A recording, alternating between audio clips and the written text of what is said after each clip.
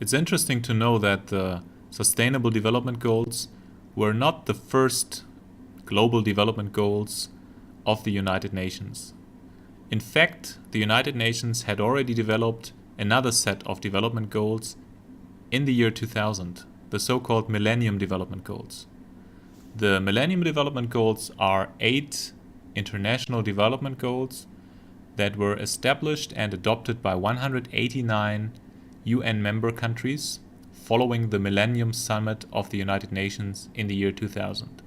That Millennium Summit was another UN conference which did not focus exclusively on environmental issues, but more on overall human development.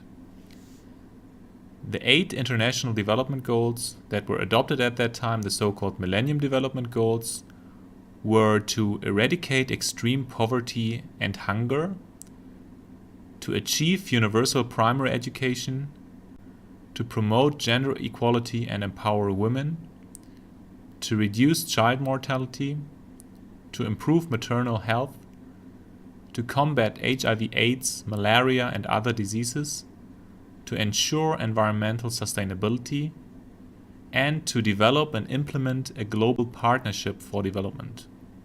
And these 8 Millennium Development Goals were planned to be achieved by the end of the year 2015.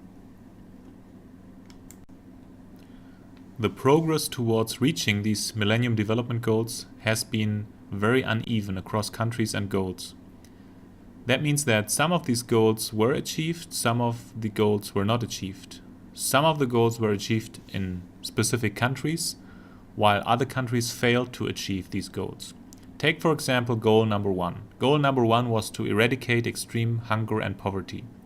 And there was a specific target that said that between the years 1990 and 2015, the proportion of people whose income is less than $1 a day should be reduced by 50%.